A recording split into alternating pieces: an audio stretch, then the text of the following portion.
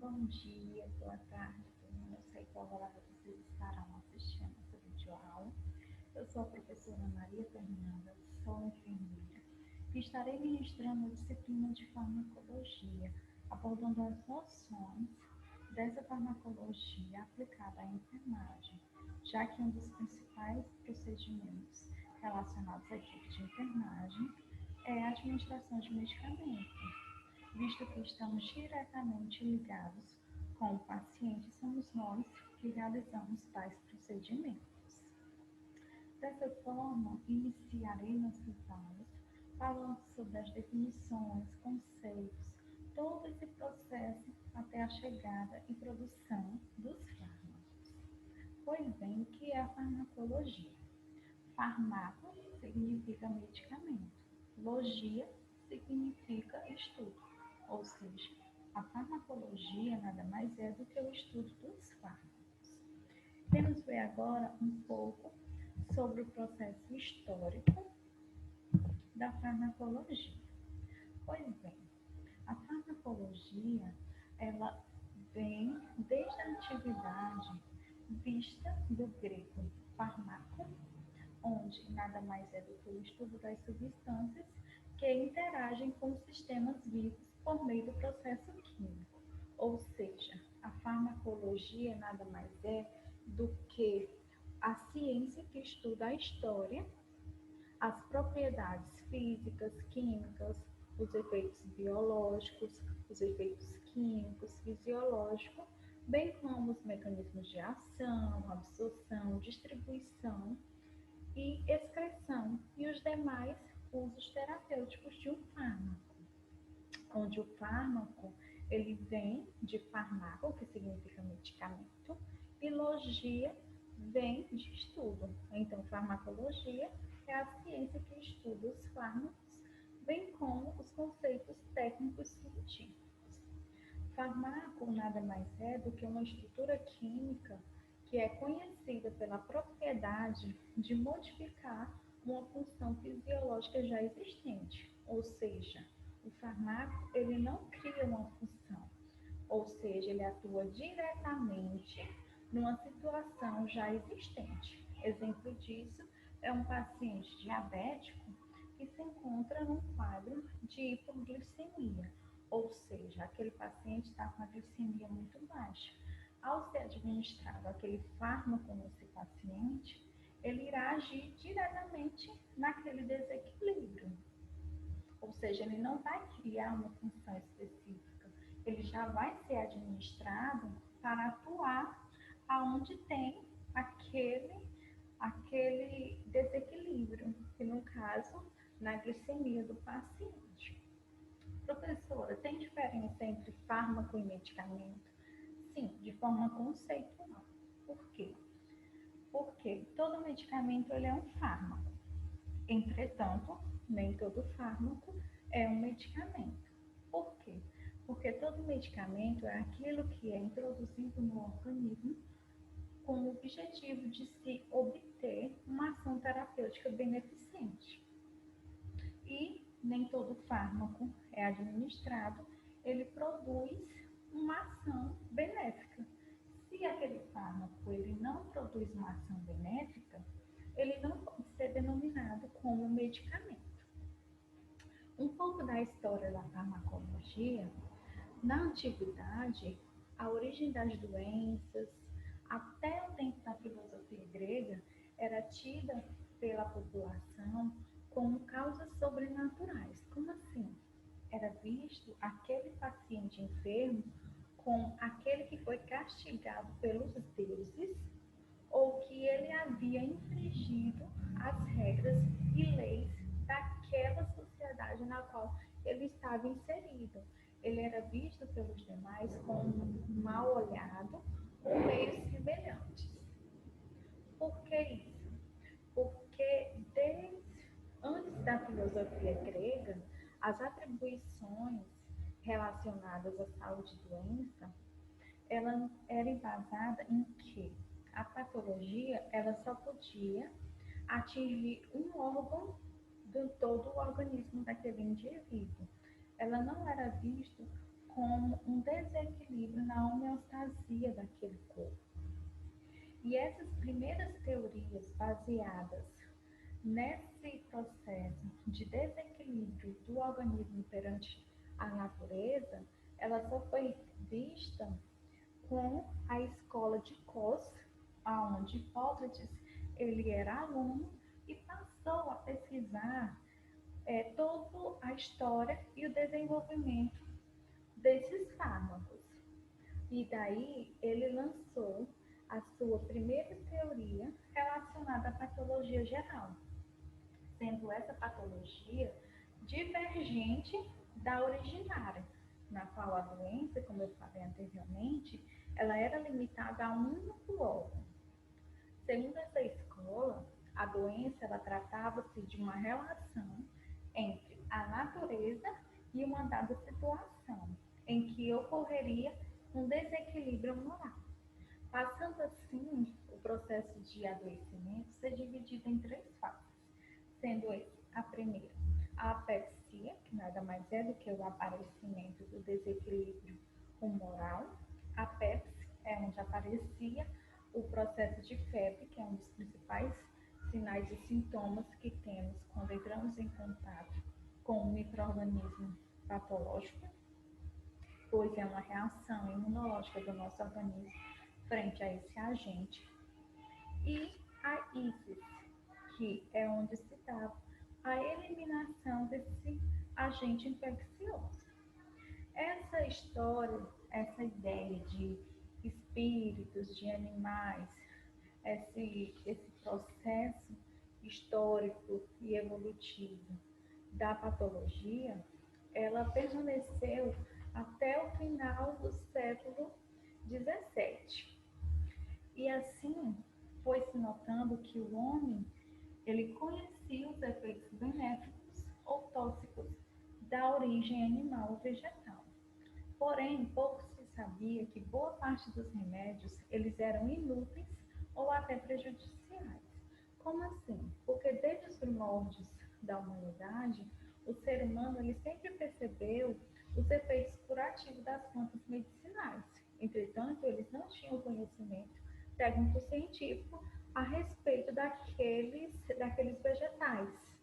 Mesmo assim, eles faziam uso dessas plantas medicinais e eles administravam em forma de pó, chá, banho àquele indivíduo a fim de proporcionar sua recuperação. Mesmo não se tendo conhecimento técnico-científico a respeito da ação e dos benefícios decorrentes da utilização daquelas plantas medicinais, o homem ele já fazia uso. Entretanto, muitas vezes fazia a utilização dessas plantas medicinais com intuito curativo e ocasionava um agravo desse quadro desse paciente, muitas vezes levando até a óbito, pois não se tinha tal conhecimento sobre a utilização dos mesmos. Um pouco mais da história da farmacologia, percebeu-se que as tentativas eram em torno da biologia e das doenças. Não se recorria à experimentação, ou seja, não tinha muito estudo relacionado ao processo de adoecimento. A imaginação da época passada, ela era bizarra, como eu falei anteriormente. Isso era os pacientes enfermos era tido como castigo dos deuses, todas essas coisas bizarras daquela época. E que somente no final do século XVII houve o desenvolvimento da farmacologia, que foi quando Hipócrates passou a pesquisar e lançou a primeira teoria da farmacologia, na qual ele abordava dizendo que o processo de adoecimento nada mais era do que um desequilíbrio entre o organismo e a natureza. Nós iremos introduzir a disciplina de farmacologia, abordando um pouco sobre a terapia medicamentosa. Vamos falar sobre os diversos conceitos relacionados à farmacologia, bem como a administração de medicamento, pois é uma das maiores responsabilidades da equipe de enfermagem, tanto do enfermeiro como do técnico de enfermagem, pois sabemos que nós estamos diretamente ligados aos pacientes e somos nós que realizamos tal procedimento. E dessa forma, temos que ter o conhecimento técnico-científico a respeito de todo o processo de ação desses fármacos. A administração de um medicamento nada mais é do que uma das maiores responsabilidades do enfermeiro, do técnico de enfermagem e dos demais integrantes da equipe envolvidos no cuidado do paciente. Devido esse, de estarmos tão próximo ao paciente e de ser nossa atribuição realizar a administração desses fármacos, que temos que tomar o maior cuidado em relação a isso. Mas por que, professora?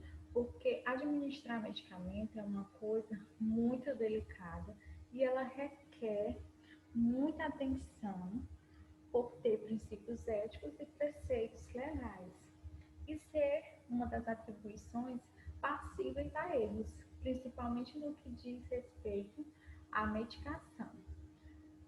E também é muito passível a denúncias, pois sabemos que os erros relacionados à medicação podem estar, como por exemplo, na dose de medicação errada, erros relacionados à via de administração, à hora errada e até mesmo pode ocorrer de se administrar um medicamento no paciente errado. Mas professora, como assim? Como é que eu vou administrar um medicamento errado se lá tem um prontuário do paciente que está falando o nome dele?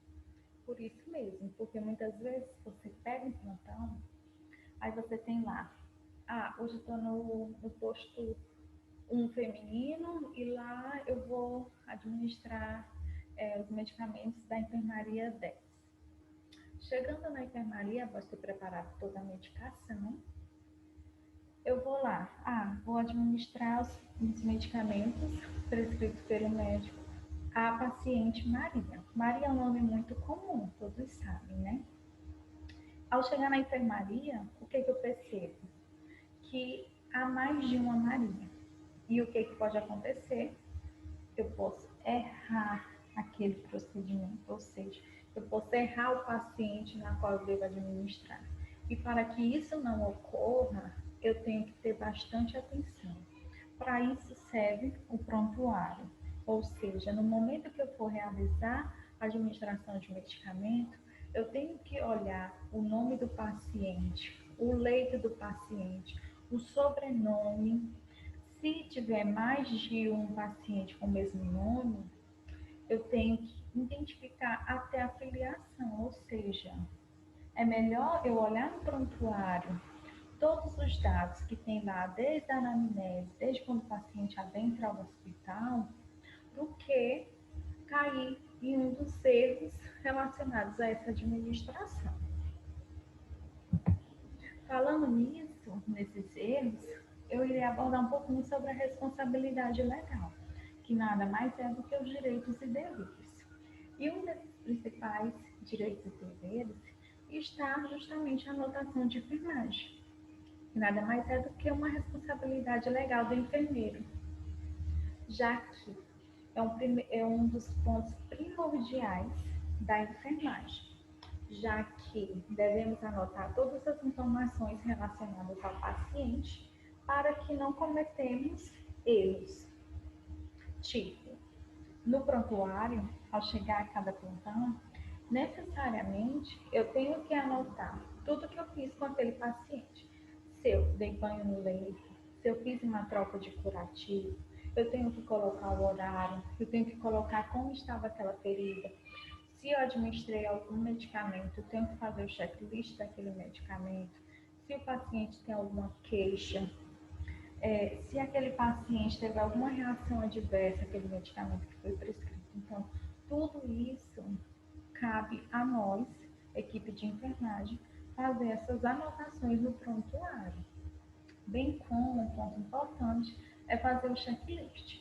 O checklist nada mais é do que você riscar, muitas vezes de caneta preta ou vermelha, isso vai depender da unidade hospitalar na qual você está trabalhando, fazer risquinho dizendo, comprovando que você fez aqueles procedimentos.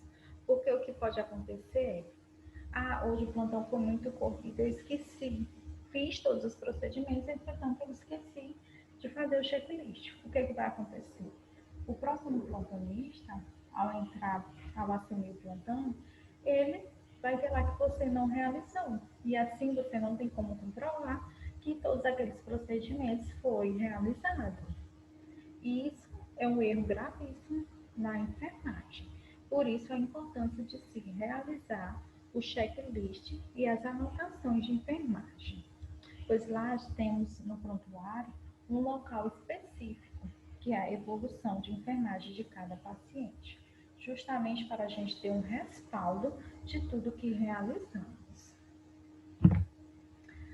Alguns princípios legais temos o artigo 10, na qual ele fala a seguinte forma: o profissional ele deve recusar-se a executar atividades que não sejam de sua competência técnica, científica, ética e legal, ou que não ofereça segurança profissional, pessoa, família e coletividade, ou seja, não realize nada que não seja de sua competência. Exemplo disso, enfermeiro que realiza sutura. É um procedimento da enfermagem? Não, é um procedimento médico. Ah, professora, então eu não posso aprender a realizar sutura? Sim, devemos aprender, pois no momento em que não se tem aquele profissional para realizar, podemos, entre aspas, mesmo com respaldo, estar realizando para salvar vidas, pois o importante é nós salvarmos a vida daquele indivíduo. Entretanto, não é de nossa competência realizar sutura, pois podemos ser denunciados ou cair nos 3 erros básicos, que são imprudência, negligência e imperícia, na qual são pontos que são abordados quando o profissional ele é julgado por erros errôneos.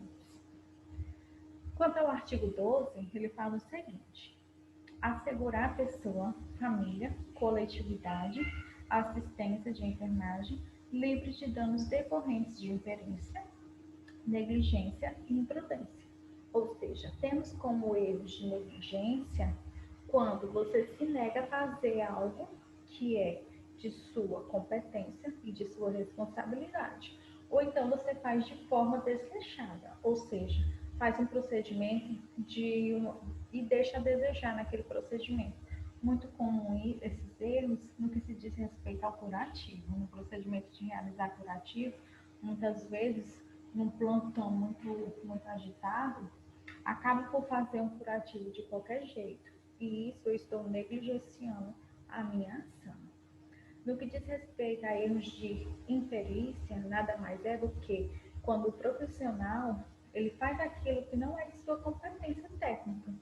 Ele está sendo imperito. Exemplo disso, eu já falei anteriormente, que é o enfermeiro fazer sutura em paciente. Ele está sendo imperito, pois não é de sua competência. Quanto a erros de imprudência, é quando você toma uma decisão errada naquele procedimento, ou seja, aquilo é de sua competência, entretanto, quando você vai executar, você sabe a forma que deve realizar o procedimento, todas as ações, entretanto, você toma uma decisão errada de como realizar. Então, você está sendo imprudente naquela ação. No artigo 14, trata-se de aprimorar os conhecimentos técnicos científicos, éticos e culturais da pessoa, família, coletividade e do desenvolvimento da profissão. Ou seja, não seja aquele profissional obsoleto. Aqui está dizendo para você estar em constante aprimoramento. Não seja aquele técnico de enfermagem ou enfermeiro que está no hospital já tem 20 anos de atuação. Não seja esse profissional que realiza os mesmos procedimentos da mesma forma desde quando você se graduou. Ou seja, é aquele profissional que não busca aprimoramento. E como todos nós sabemos, que esses parâmetros da saúde, todas essas patologias, esses agravos, eles estão em constante atualização. Sempre há mudanças no que diz respeito a isso. Como, por exemplo, os parâmetros de um adulto, que diz respeito à respiração, batimentos. Antigamente era de 60 a 80, atualmente é de 60 a 100 batimentos por minuto. Então, não seja aquele profissional desatualizado. Busque sempre o melhor para estar sempre aprimorando as suas técnicas. Quanto ao artigo 21, ele trata também dos danos, né, que é recorrente dos três erros que eu já falei a vocês, que é a imperícia, a negligência e a imprudência, no que diz respeito aos membros da equipe de saúde. E o artigo 25, que nada mais é do que registrar no prontuário do paciente as informações inerentes e indispensáveis ao processo de cura. Ou seja, é nossa responsabilidade anotar tudo que é realizado com esse paciente, pois assim a gente tem um respaldo de tudo que foi feito. Adentramos agora nos diversos conceitos de farmacologia, dentre elas a administração de um medicamento, que é o processo de preparo e introdução de uma substância química no organismo, com o objetivo de se ter um efeito terapêutico. Começamos a falar de administração de medicamento enfatizando os 4 pilares da farmacologia, onde a farmacologia ela possui 4 objetivos principais, sendo eles relacionados à prevenção, o diagnóstico, terapia e o ato paliativo. O que é medicamento? Vamos dar o conceito de medicamento. Medicamento, ele é toda substância que, introduzida no organismo humano, ele vai preencher uma das seguintes finalidades, seja ela preventiva, diagnóstica, terapêutica ou paliativa. Quando ela vai ser preventiva ou profilática, é quando se evita o aparecimento de doenças ou reduz a gravidade da mesma. Ou seja, é quando se evita o aparecimento da doença. Pois o medicamento profilático, ele evita a doença, evita que a doença apareça. Ele não serve para a cura, e sim como uma forma preventiva. Tanto que temos os exemplos das vacinas, ou seja, vacina não cura, ela serve para prevenir que a gente adoeça. Um exemplo disso é a vacina da varicela, a famosa catapora. Eu faço o esquema vacinal para quê? Se eu vacino contra a catapora, quer dizer que eu não vou pegar a doença? Não, pelo contrário. Eu posso entrar em contato com aquela patologia, entretanto, o meu organismo ele já vai ter uma melhor resposta imunológica frente àquele agente. Ou seja, eu vou estar de uma certa forma mais prevenida e de forma a minimizar todos os sintomas relacionados a essa patologia. Eu vou evitar o aparecimento de pápulas, máculas na pele, até mesmo da constante coceira, que é ocasionada por esse processo. Quanto à fase diagnóstica, nada mais é do que localizar a área afetada, por meio do contraste radiológico.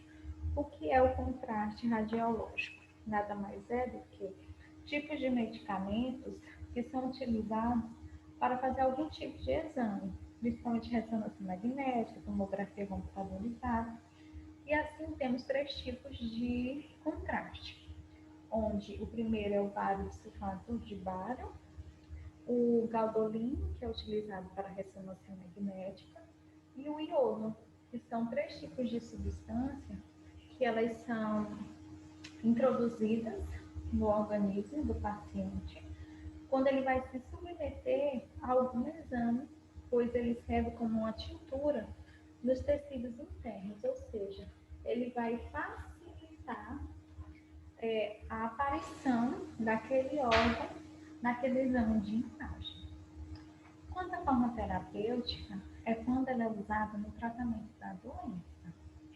Ou seja, é basicamente todo medicamento, pois todo medicamento ele tem essa ação terapêutica, porque ele vai agir diretamente naquela doença. Exemplo disso, os antibióticos, pois ele, ao tomar o antibiótico, sabemos que ele vai agir diretamente naquele agente infeccioso, ele vai matar aquela bactéria causadora da doença. Então, todo medicamento ele tem uma ação terapêutica, pois ele é específico para aquela patologia.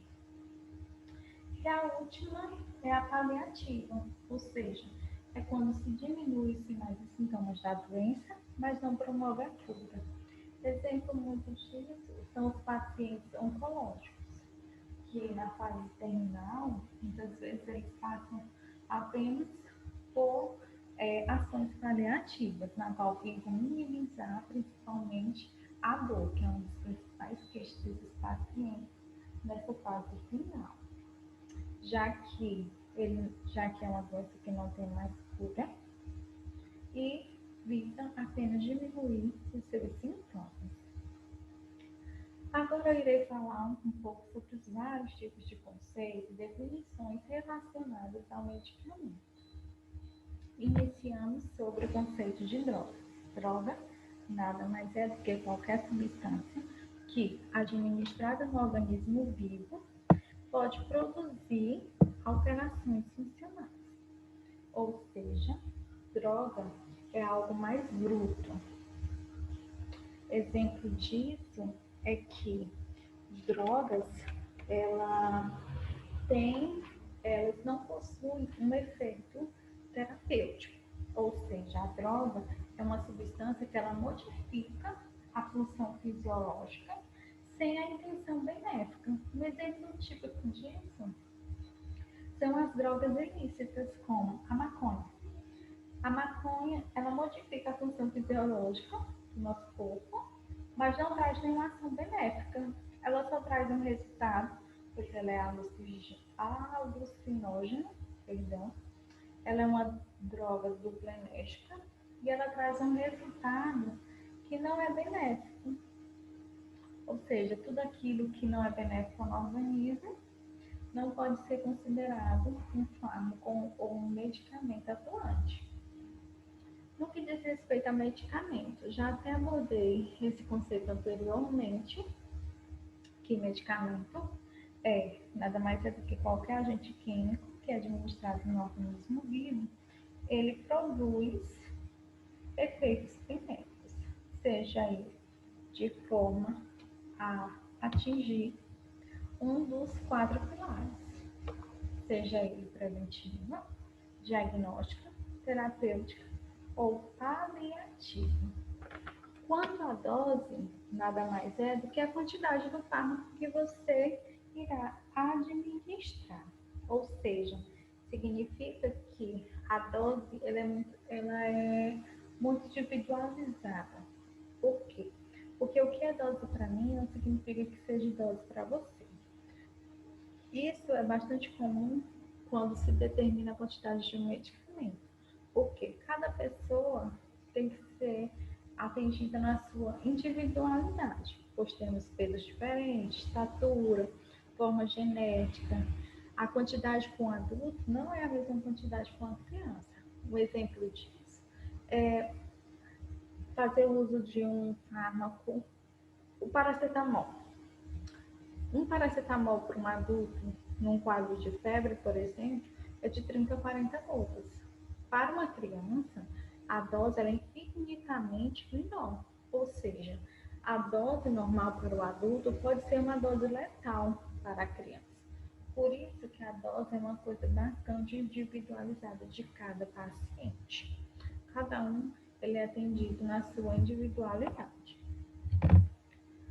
Forma farmacêutica. Forma farmacêutica nada mais é do que como o medicamento se apresenta. Ou seja, ele pode se apresentar em forma de comprimido, injetável, xarope. E quanto à fórmula farmacêutica, é a descrição do produto.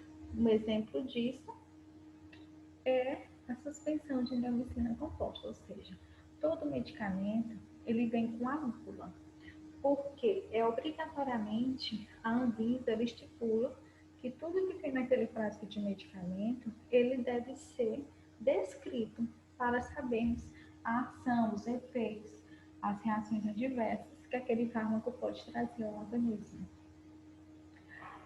Na suspensão de neomicina composta, temos o sulfato de neomicina, 1 grama, sulfato de azina, 3 gramas, e a pectina, 0,65 gramas. Essa pectina nada mais é do que uma liga. Ela ajuda a ligar a medicação. Quanto ao princípio ativo, nada mais é do que a substância que existe na composição do medicamento, responsável por seu efeito terapêutico, também chamado de fármaco. Ou seja, temos um comprimido. O princípio ativo daquele comprimido é o que temos no núcleo dele. É a composição daquele fármaco. É o efeito que ele irá produzir, o efeito terapêutico. Exemplo disso, a novalgina. Qual o princípio ativo da novalgina? Dipirona. A dipirona, ela é o fármaco presente ali dentro para produzir um efeito terapêutico. Então, ele é o princípio terapêutico daquela medicação. Medicamentos simples. Os medicamentos simples nada mais é do que aqueles utilizados a partir de um fármaco, ou seja, é utilizado apenas uma composição. Medicamento composto é aquele formado por 2 ou mais composições. Exemplo disso são os comprimidos de ácido salicílico mais cafeína.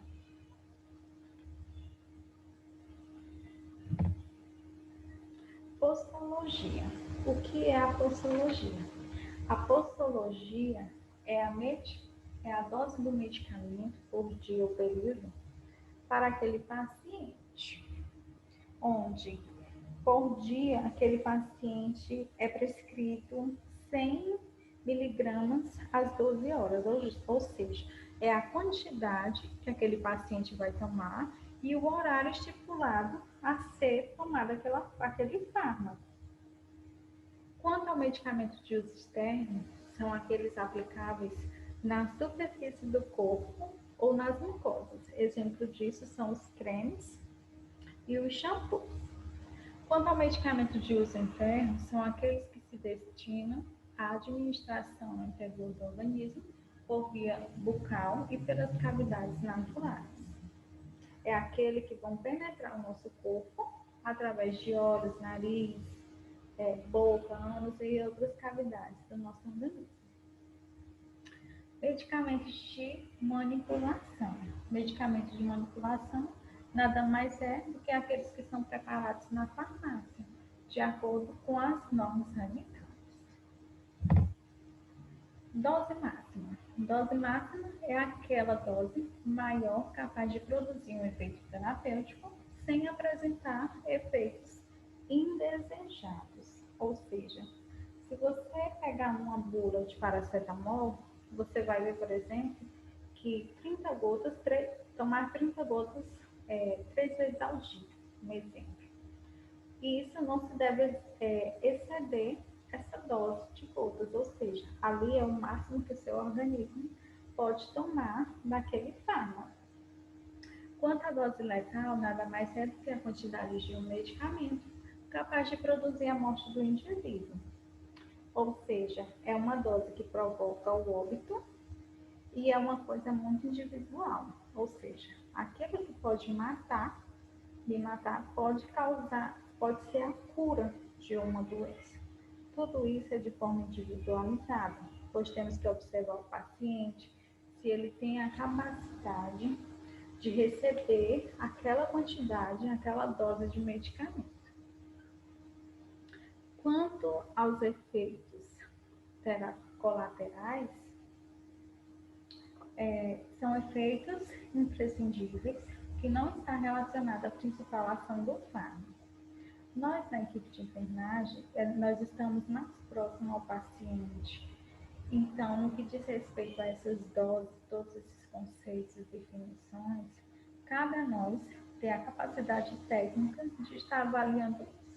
Por que eu estou frisando isso novamente? Porque se um paciente, exemplo, seu José de 80 anos, ele chega numa unidade hospitalar e ele tem dificuldade respiratória. Então, ele tem uma dispneia severa. E essas unidades hospitalares estão sempre cheias, né, como sabemos. O médico vai lá e prescreve um Beratec para ele fazer inalação. Certo, passa o Beratec. Quando um dos principais efeitos do Beratec, ataque cardíaco. Sabendo que o Beratec ele faz com que o coração ele bata de forma mais acelerada, bata mais forte, de forma mais rápida. E lá vamos preparar a medicação prescrita pelo médico para fazer a inalação do seu José.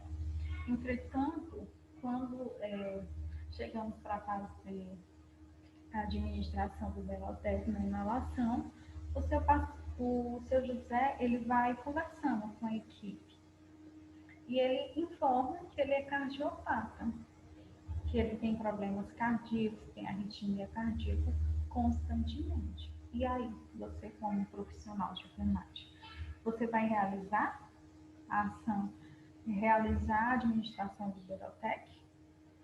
O que você tem que fazer? Não, eu não irei realizar o Beratec, porque eu sei que o Beratec pode levar esse paciente a óbito, porque ele já tem um taquicardia e arritmia constante. Se eu fizer essa medicação, basicamente estou pedindo para ele morrer, para ele ir a óbito. Então, se você tem um conhecimento em torno dessa medicação, de todos os efeitos colaterais desse fármaco, eu simplesmente vou lá e peço para o médico reavaliar aquela situação. Ou seja, nós estamos diretamente ligados ao paciente. Então, somos nós que devemos avaliar esses pontos. Isso é bater de frente com um profissional médico? Não. Eu estou apenas mostrando que eu tenho a capacidade técnica de avaliar o que é melhor para o meu paciente. Um exemplo também aqui do efeito colateral é o captopril. Ou seja, ele é um antipertensivo, porém, ele, quando usado constantemente, ele tem a possibilidade de ocasionar uma tosse irritativa. Ou seja, é o efeito colateral. Porque o captopril, ele foi feito para produzir tosse? Não. Ele foi feito para ser um medicamento antipertensivo. Porém, esse é um dos efeitos colaterais que ele pode ocasionar no paciente. Medicamentos placebos nada mais é do que substâncias ou preparações inativas administradas para satisfazer a necessidade psicológica do paciente de tomar drogas, ou seja, é quando a doença do paciente está na mente e não no corpo. Como assim? Tem muitos pacientes, a gente observa muito isso na unidade hospitalar, que muitas vezes eles vão lá por ser viciado em uma determinada medicação. Ele já chega e diz, enfermeiro, eu quero tomar esse fármaco, minha dor só melhora com isso. Então, é aquele paciente que ele já tem uma necessidade psicológica daquela droga. Então, o que é realizado? Muitas vezes a gente vê comumente no hospital, e quando chega aquele paciente, a gente acaba conhecendo, né?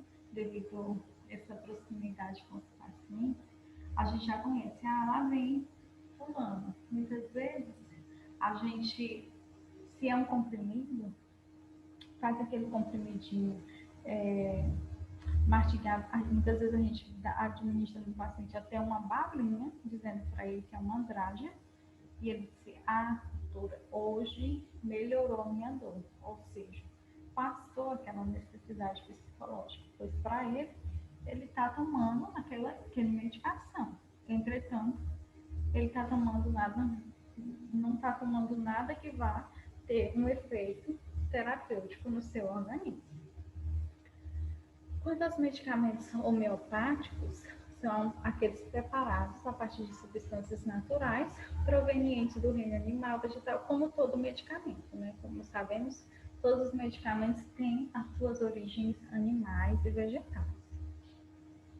Quanto aos medicamentos fitoterápicos, são os medicamentos obtidos a partir das plantas medicinais, aqueles que são menos manipulados do que os outros medicamentos, ou seja, aquele medicamento ele não tem tanta manipulação na farmácia. Ele passa pelo processo menor, tendo mais o efeito da planta dentro daquele caso. Isso são medicamentos fitoterápicos. Medicamentos de referência. Existem 3 tipos de medicamento. De referência, o genérico e o similar. Qual a diferença desses 3 tipos de medicamento? O medicamento ele é chamado de referência, são aqueles que quando o laboratório farmacêutico ele investe anos em pesquisa para desenvolver esse fármaco, ou seja, ele possui a exclusividade sobre a comercialização. Foi ele que descobriu aquele princípio ativo, ou seja, ele investiu anos em pesquisa, podendo chegar até 20 anos de pesquisa para se encontrar a substância ativa de um fármaco. Então, eles lançam o medicamento no mercado, eles são os primeiros, na verdade, a lançar, porque foram eles que descobriram aquela fórmula nova. Então, isso é um medicamento de referência, ou seja, um medicamento de referência é aquele na qual o laboratório descobriu a fórmula nova, ou seja, descobriu aquele princípio ativo. Eles foram primeiro a descobrir, pois eles investiram anos em pesquisa, em farmacêuticos, em profissionais, em busca desse conhecimento. Até um tempo, os medicamentos, esses laboratórios, eles tinham exclusividades sobre esses fármacos. Muitas vezes chegavam a 20 anos, só eles reproduzindo essa medicação. Entretanto, o que acontecia? É que tinha muita exploração de mercado, porque como só eles produziam, os preços eram exorbitantes. Eles não tinham concorrência. Graças a Deus que aqui no Brasil já acabou esse processo de exploração de mercado, ou seja, todos aqueles laboratórios, quando eles encontram uma nova fórmula ativa de um medicamento, eles já têm que passar para outros laboratórios para eles reproduzirem. Eles não podem mais estipular, delimitar só eles. Não tem mais aquele lançamento, não tem mais aquela restrição. Então, muitas vezes eles tinham essas restrições era para cobrir, custear mesmo os gastos realizados na pesquisa. Aí podemos ver que todo laboratório de referência, ele vai com nome. A partir do momento que ele se torna um medicamento genérico ou similar, ele não pode mais utilizar aquele nome que foi dado pelo laboratório que descobriu a fórmula. Ele passa a utilizar o nome do princípio ativo daquele medicamento. Medicamento genérico.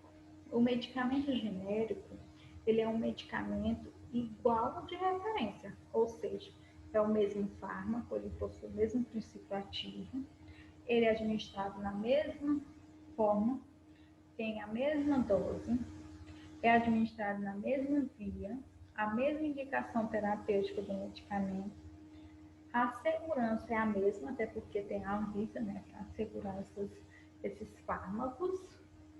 Entretanto, a diferença do de referência para o genérico é o valor.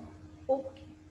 Porque o medicamento de referência, como eu já falei, foi o laboratório que descobriu, ou seja, ele tem a titularidade daquele princípio ativo. E o medicamento genérico vai ser uma reprodução daquele princípio. Então, obrigatoriamente, ele tem que ser vendido de forma mais barata.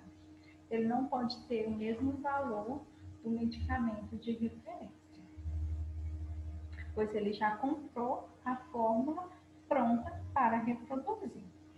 Ou seja, o medicamento genérico ele é tão bom quanto o de referência. Por isso, eles têm o mesmo princípio ativo e são todos seguros e também é garantido pela Anvisa. Um exemplo disso é a Novalgina, que é a marca do medicamento. Enquanto o princípio ativo e ele como medicamento genérico estará lá na caixinha dele escrito de pirona sódica.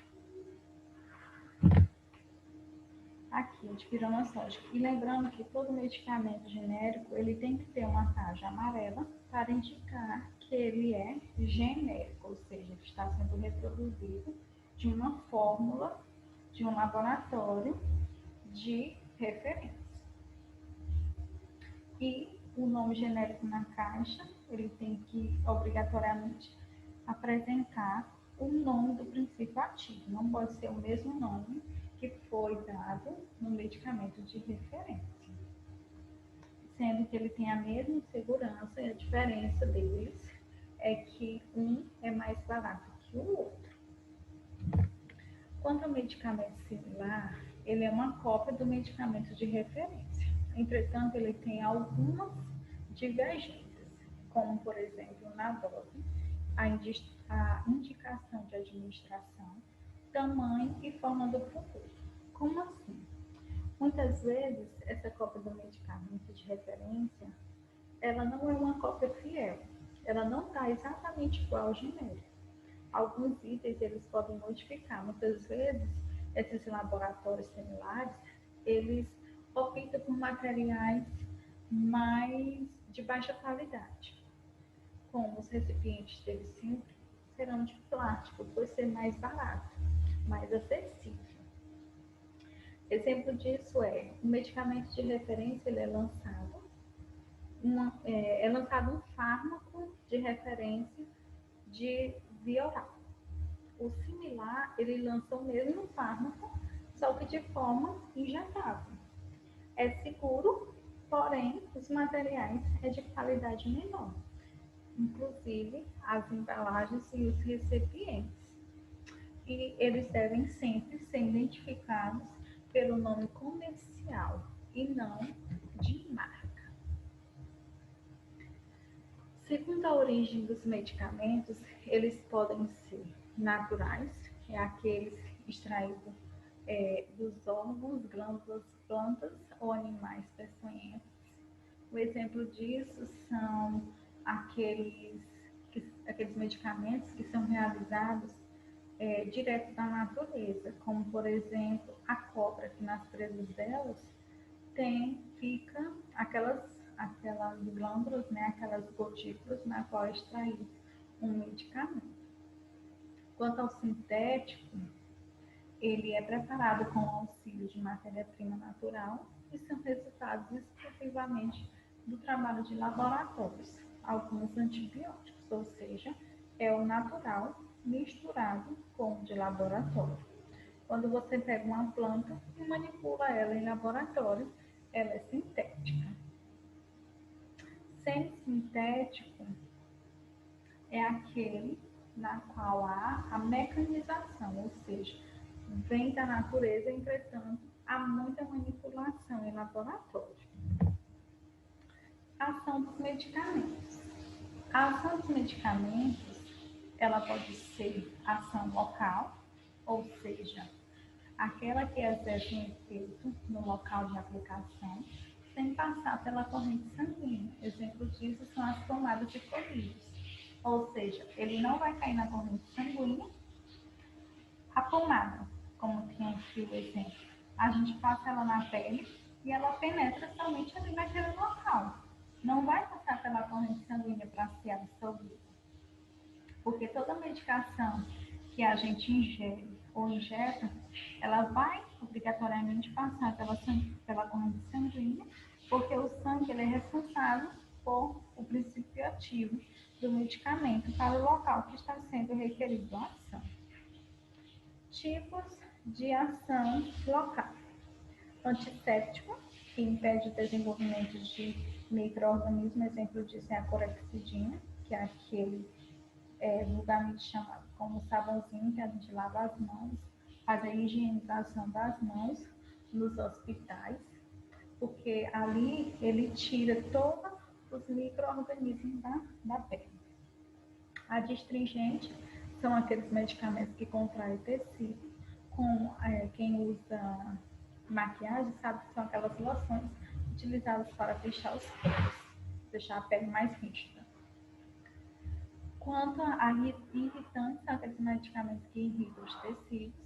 Paliativo, ele é aplicado no local, exatamente para o alívio da dor. Emoliente, ele lubrifica e amolece o tecido. E anestésico, ele paralisa as terminações nervosas e sensoriais. Quanto à ação genérica ou sistema, a medicação ela é primeiramente absorvida, depois ela entra na corrente sanguínea para atuar no local desejado, ou seja, para produzir um efeito geral, é necessário que esse medicamento ele caia na corrente sanguínea, pois a ação dela, o medicamento atingiu o órgão ou tecido sobre o qual tem a ação, especificamente. Exemplo disso é, tomo uma medicação oral, por exemplo. Ele vai descer pelo esôfago, cai no estômago, e no estômago ele será absorvido pela parede estomacal e pode passar também pelo duodeno, que nada mais é do que a primeira porção do intestino delgado, e ali o medicamento ele vai ser absorvido, cair na corrente sanguínea e só então ele vai agir no local desejado. Tipos de ação geral ou sistêmica. O primeiro delas é a estimulante, ou seja, ele vai aumentar a atividade do sistema nervoso central. Nada mais é do que deixar a pessoa mais alerta, mais agitada. Exemplo disso são aqueles medicamentos à base de cafeína. Depressor. Depressor, ele diminui a função do sistema nervoso central. Ou um exemplo disso é a morfina para dor, porque ela é utilizada para dor, entretanto, ela tem um efeito sedativo, ela causa muita sonolência, ou seja, ela deprime o sistema nervoso central daquele paciente. Cumulativo. Cumulativa são os medicamentos cuja eliminação é mais lenta do que a sua absorção, ou seja, exemplo disso, digitalina, ou seja, ela ao ser administrada, ela é eliminada quase que 40% a 50% antes de ter sua total absorção. Anti-infeccioso é aquele capaz de destruir os micro-organismos responsáveis por uma infecção. Antagonista é aquelas drogas que anulam a ação da outra. Formas de apresentação dos medicamentos. Os medicamentos eles podem se apresentar de 3 formas, sendo essas sólido, líquido ou gasoso. Qual é aquele medicamento sólido? São os comprimidos, pois eles possuem uma consistência sólida e formato variável, ou seja, são substâncias obtidas pela compressão em moldes, ou seja, é pegado aquele pó e eles comprimem, eles apertam, colocam em moldes e essa compressão ela cria esse medicamento sólido e eles se apresentam em forma de comprimidos de diferentes formas. O pó ele deve ser tomado em colheradas ou até adicionado em sachês. Quanto às dragens. As dragens são aqueles medicamentos que são revestidos por uma capa de açúcar ou corante. Ou seja, é conhecido também como aqueles disquetes. A criança gosta, porque tem aquele revestimento de açúcar, devido o sabor ser muito desagradável. Se não tivesse esse revestimento, não tinha quem conseguisse tomar esses fármacos. Então, Dragas, o princípio ativo está no núcleo da Draga, contendo um revestimento com goma laca, açúcar e corante. O sabor desses medicamentos são desagradáveis, entretanto, ele tem esse revestimento para melhorar e facilitar essa deglutição e absorção. Cápsulas. As cápsulas nada mais é do que os medicamentos que estão revestidos por um involucro de gelatina para eliminar. Eles também possuem um sabor desagradável, entretanto, eles possuem esse revestimento, que aqui cabe muito aquele erro de que você pega esses medicamentos e você abre para tomar. Se ele já vem com envoltório de açúcar, é para você não abrir, que é para facilitar você tomar esse medicamento, porque o sabor dele é muito desagradável. Se você abrir, você também vai estar quebrando a ação desse fármaco. Pastilhas. As pastilhas é um preparo sólido de forma circular, com um princípio ativo úmido, com açúcar e uma mucilagem para que a dissolução seja na cavidade oral. Ou seja, as pastilhas são aquelas que demoram a ser absorvidas pela saliva. Aquelas que a gente coloca na boca e elas demoram para se absorver para ter uma ação eficaz desse fármaco. Enema Plister. Sua composição ela varia de acordo com a indicação. Supositórios são aqueles que são de aplicação retal, têm uma ação sistêmica, e as pomadas nada mais é do que a mistura de pó mais óleo. Exemplo disso são as pomadas como Bepantol e Hipoglós, que a gente percebe que a sua mistura é à base de óleo. As pomadas nada mais é do que formas pastosas ou semissólidas, constituídas de veículos oleosos, e o princípio ativo é o pó. Os cremes. Os cremes são exclusivamente para uso tópico na epiderme, ou seja, você passa aquele creme e ele terá a sua ação rapidamente realizada. Quanto aos líquidos, são soluções misturadas homogeneamente de líquido ou de um líquido e um sólido. Quanto ao xarope, nada mais é do que água com açúcar. É aquela substância bem açucarada. Ou seja, é alguma substância líquida que contém bastante açúcar para facilitar a tomada desse fármaco, pois a maioria desses medicamentos eles são administrados e prescritos para o público-alvo crianças, é mais para o público infantil, pois eles lidam melhor, né, com essas medicações doces, porque senão o sabor seria extremamente amargo. Elixir são aquelas preparações líquidas açucaradas que são destinadas ao uso oral, contendo substâncias aromáticas e medicamentosas. Emulsão é aquele famoso Scott, que é aquela emulsão preparada com antibiótico, com preparação feita de líquido, óleo.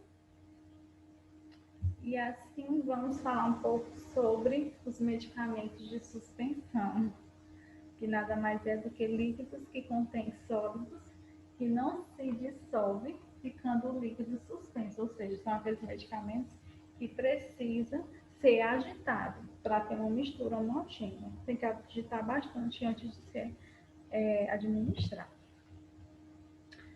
Farmacocinética. O que é a farmacocinética? A farmacocinética nada mais é do que o caminho que o medicamento faz no organismo, enquanto a farmacodinâmica é como a droga age no organismo. A farmacocinética ela possui quatro principais etapas, sendo elas a absorção, distribuição, biotransformação e excreção. Exemplo disso é: eu tomo um medicamento, ele é absorvido, vai para os locais de distribuição, exemplo, o fígado, e depois ele é transportado e eliminado, principalmente pelo sistema renal. É um dos principais mecanismos de expressão desse fármaco. Aqui está as seguintes etapas: absorção, eliminação, distribuição, metabolização. No que diz respeito à absorção, nada mais é do que a primeira etapa, que começa com a escolha da via de administração, até o momento que a droga entra na corrente sanguínea, e as vias de administração que estão sujeitas a esse efeito são via oral e via retal. Distribuição: é nessa etapa que a droga é distribuída no organismo através da circulação para ela agir diretamente naquele local que está necessitado. Biotransformação é a fase onde a droga é transformada em um composto mais hidrossolúvel para posteriormente ser excretado, onde o fígado é o órgão que prepara a droga para essa excreção, onde no fígado também é realizado o fenômeno de primeira passagem. Excreção é a última fase, que é quando esse medicamento ele vai ser excretado do organismo. Os principais órgãos de excreção dos fármacos incluem principalmente os rins, os pulmões, o suor, glândulas lacrimais, a mama através do leite materno nas mulheres. No que diz respeito aos rins, ele é o principal órgão que elimina e que atua em qualquer outra substância ingerida ao longo do dia, ou seja, ele faz aquele processo de fenômeno de primeira passagem depois da excreção. Nos pulmões, essas substâncias elas são eliminadas em algumas medicações por meio da respiração ou do suor. Alguns fatores eles podem modificar essa dosagem, dentre eles está a idade, ou seja, quem vai definir a dose será a individualidade daquele paciente quanto à idade, ou seja, um paciente adulto é uma determinada dose, um paciente, uma criança, a dose é diferenciada. Quanto ao sexo, quanto ao gênero, condições do paciente, ou seja, o estado físico que se encontra aquele paciente, e de acordo com que a forma em que o paciente esteja, é que eu irei ajustar essa medicação. Diretrizes para administração segura de alguns medicamentos, ou seja, os técnicos e auxiliares de enfermagem são os profissionais diretamente envolvidos no preparo e administração de fármacos, onde o primeiro é conhecer as normas do estabelecimento, administrar somente medicamentos que constem na prescrição médica, consultar o enfermeiro sempre que houver dúvida ou dificuldade para decifrar o nome e a fração de medicamento para não se entrar nos erros que eu falei anteriormente no início da aula. Certificar-se que o medicamento, se for substituído, tem o mesmo princípio ativo. Manter os medicamentos de horário longe de grande circulação. Não oferecer a chave de armários de medicamentos a pessoas não autorizadas. E considerar paciente certo, hora certa, dose certa, diluição certa, tempo certo de infusão. Ou seja, está aqui, todas as diretrizes para que realizamos uma administração de medicamentos segura a cada paciente. Quanto à prescrição certa, eu irei olhar o nome completo do paciente, data de nascimento, número do leito, paciente certo, deve se conferir a pulseira. Eu deixarei esses slides mais detalhados, porque é uma questão mais informativa para vocês. Vocês podem estar pausando o vídeo para não ficar tão extenso a nossa aula, pois acaba sendo muito cansativo. Compatibilidade certa, tem a orientação certa, a via de administração, os horários, tempo de administração, a ação certa, o registro certo. Só para lembrar, está todos os mecanismos para se realizar uma boa administração e não ter erros. Quanto às vias de administração, temos a via oral, que são os medicamentos, eles são absorvidos pela mucosa do trato gastrointestinal. Qual a sua vantagem? Ela é maior segurança, comodidade e economia. Também é mais fácil, né, do paciente estar administrando esse medicamento. E é uma via muito segura. A maioria dos indivíduos, dos pacientes, eles tomam mais medicamentos via oral, na qual a gente vai receitar o horário, tudo direitinho e como deve ser feito essa ingestão. As desvantagens é que podem ter a apresentação de efeitos adversos. A maioria das vezes o paciente apresenta vômitos, diarreia ou náuseas, até mesmo a irritação da mucosa. A desvantagem também é que muitas vezes ocorre a variação de absorção, dependendo do jeito que esse paciente ingeriu aquele fármaco, se ele fez isso juntamente com algum alimento. Isso pode dificultar um pouco a ação desse princípio ativo. Forma sublingual são os medicamentos que são absorvidos pela mucosa oral, ou seja, porque essa área ela é mais vascularizada, então essa medicação ela vai ser absorvida de forma mais rápida e terá uma ação mais rápida. A vantagem disso é uma alta administração, a absorção é rápida, devido ser mais vascularizada. Desvantagens, ela é imprópria para substâncias irritantes ou de sabores desagradáveis. Quanto à via retal, são aqueles medicamentos que são absorvidos pela mucosa retal, que também é uma via bastante vascularizada e de melhor absorção. Entretanto, ela é um pouco invasiva. Na maioria das vezes, ela é invasiva. Vantagens: a administração de medicamentos em pacientes inconscientes, com náuseas, vômitos, particularmente em lactantes, e quando o paciente não consegue deglutir. Aí optamos por essa via. Desvantagens: a irritação da mucosa retal, absorção irregular e incompleta e o constrangimento.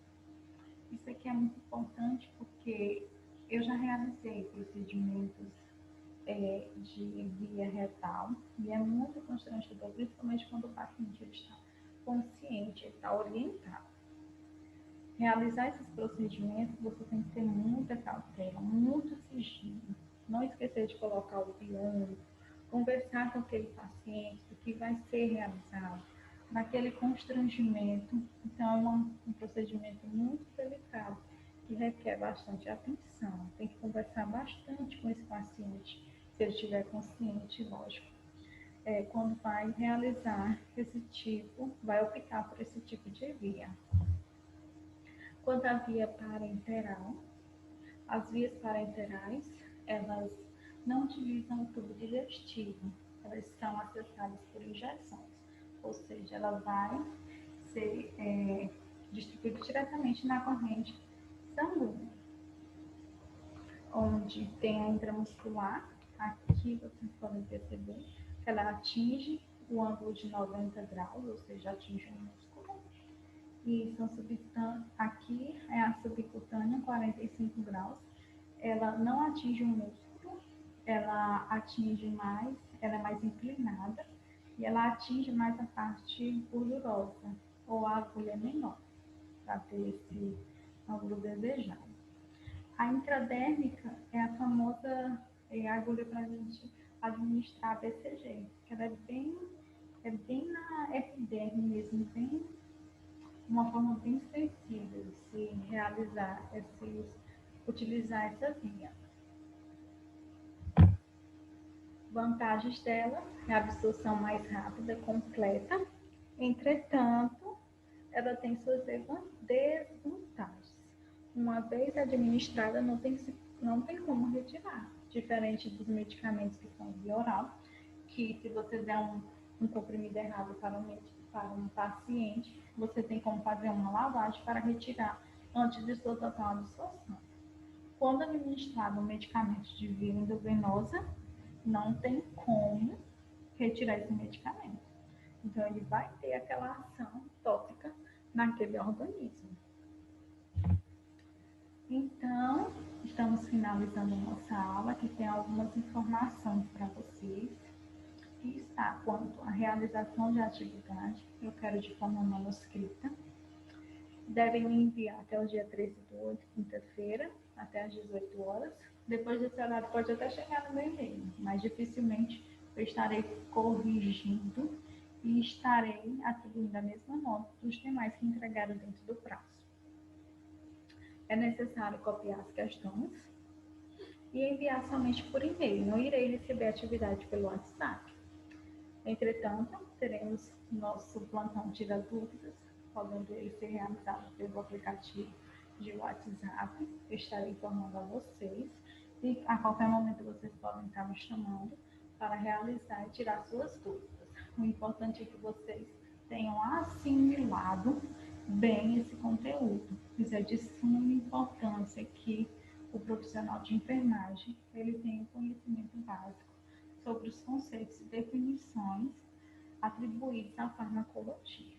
O meu e-mail aqui de envio, nandaleonef@gmail.com, e aqui está a atividade avaliativa 1 para vocês realizarem. Então, espero que vocês tenham conseguido assimilar de forma bem agradável essa aula. Vocês podem estar pausando, tirando dúvidas. Estarei aqui à disposição de vocês. Muito obrigada e até a próxima aula.